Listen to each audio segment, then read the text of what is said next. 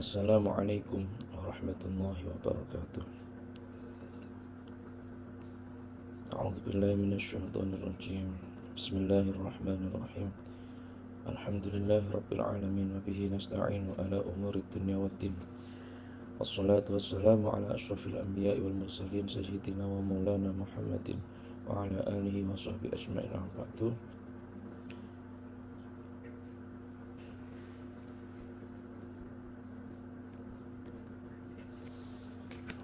Bagaimana kabar teman-teman? Alhamdulillah, mudah-mudahan selalu diberi kemudahan oleh Allah. Pada pagi hari ini tema kita adalah fikih muamalah. Kemarin kita telah mempelajari tentang fikih ubudiyah, meliputi sholat, zakat, puasa, dan haji.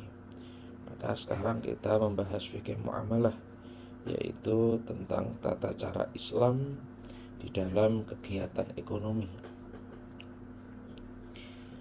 Tentu kita sering melihat, ini mesin capit. Ini setelah kita mempelajari tentang fikih muamalah, maka kita tahu kegiatan seperti ini tidak diperbolehkan. Mengapa demikian? Karena ada unsur maisir atau perjudian, di mana ketika orang membayar tiket untuk dapat memainkan ini, dia harus membayar sekian rupiah, 5.000 rupiah misalnya, tapi belum tentu dapat boneka. Bisa saja dia akan membayar 5 rupiah atau sekali bayar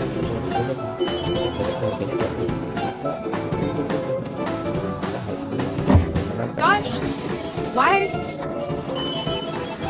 Sekian mudah-mudahan mahasiswa dapat memahami dengan baik.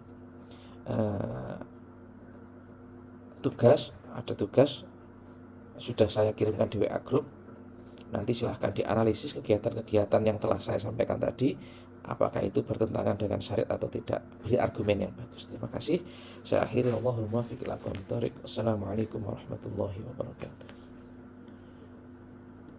Kemudian ini tentu kita sangat familiar ya tentang iklan ini. Nanti kita juga akan analisis.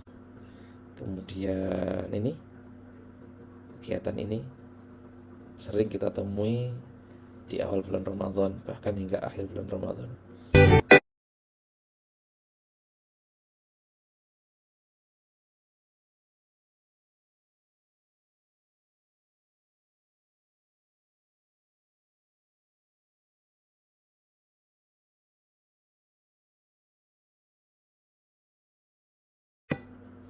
Kemudian ini tentu sesuatu hal yang sering kita lihat.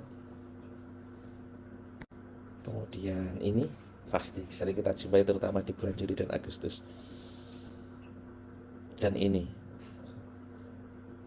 sering kita temui di iklan-iklan di media sosial. Setelah selesai materi nanti diharapkan kita dapat menganalisis kegiatan hal-hal tadi apakah sesuai dengan syariat atau bertentangan dengan syariat. Di dalam fikih muamalah, titik fokusnya lebih membahas kepada hal-hal yang dilarang, transaksi yang dilarang dalam Islam.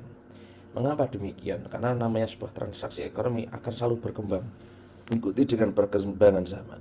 Sedangkan hal-hal yang dilarang itu terbatas pada itu saja, tidak berkembang larangan itu. Maka para ulama lebih menitik beratkan fokus pada pembahasan transaksi yang dilarang dalam Islam, karena itu sifatnya baku dan tidak berkembang. Maka para ulama memunculkan kaidah al-aslu fil muamalah al-ibahah hatta yadullat dalilu ala tahrimiha. Bahwasanya hukum asal dari transaksi ekonomi itu halal sampai ada dalil yang mengharamkannya. Oleh karena itu fokus kajian kita juga menitik beratkan pada hal-hal yang dilarang, transaksi-transaksi yang dilarang dalam Islam. Yang pertama, ada setidaknya 6 kegiatan yang dilarang dalam Islam. Yang pertama yaitu maisir, gharar, riba, zat haram, zulum, dan tadlis. Tentu kita akan bertanya, apa itu maisir?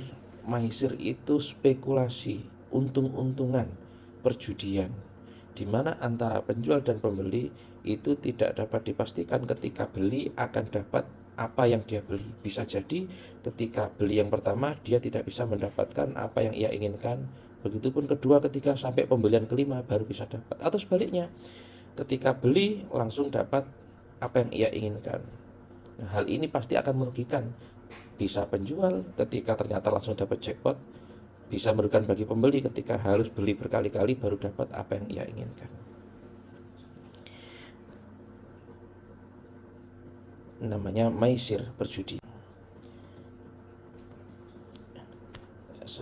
Contohnya yaitu jual beli misteri box atau kotak misteri. Sering kita jumpai di toko-toko online maupun offline. Ada kotak misteri yang tidak tahu apa isinya, namun biasanya harganya sangat murah, 10.000 sampai 500.000, dan dijanjikan bisa berbagai macam isinya. Ini namanya maisir, perjudian, karena untung-untungan. Bisa jadi ketika dibeli isinya ternyata lebih mahal dari harga belinya, atau bisa jadi sangat murah dari harga belinya, karena barangnya tidak spesifik apa yang ada di dalam kotak tersebut. Ini namanya perjudian. Selanjutnya ada gharar. Gharar yaitu sebuah transaksi di mana pembeli itu tidak mengetahui secara jelas berapa timbangannya, berapa takarannya, berapa kadarnya. Misalnya membeli secara tebasan. Di sawah ada padi yang siap panen, Pak, ini padi semua saya beli 10 juta, padahal tanpa ditimbang dahulu berapa kilo itu hasil panennya, langsung dibeli, hanya dilihat beberapa titik, diambil, dilihat, terus ditaksir kira-kira semuanya nanti berapa. Ini gharar, dilarang oleh Rasulullah SAW. Atau ketika membeli buah yang masih dalam pohon, satu pohon saya belinya semua 500.000, itu juga tidak diperkenankan, karena Rasulullah bersabda, naha Rasulullah an bai'il gharar, bahwasanya Abu Hurairah menceritakan bahwasanya Rasul melarang jual beli dengan cara yang gharar. Selanjutnya riba. Riba itu artinya bertambah, maksudnya kegiatan yang terjadi dalam riba itu ada kalanya jual beli dan utang piutang. Nah, ini ada pertambahan di salah satu pihak, baik penjual atau pembeli atau peminjam harus mengembalikan harga yang lebih mahal. Nah, sedangkan dalam transaksi utang piutang, riba itu ada dua. Yang pertama riba qardh, yaitu transaksi utang piutang yang menguntungkan pemberi pinjaman. Misalnya, Mas, saya pinjam 100.000, nanti saya kembalikan 150.000. Atau dari pemberi pinjaman, ya saya pinjami 100.000 tapi kamu harus mengembalikan 120.000. Ini namanya riba qardh.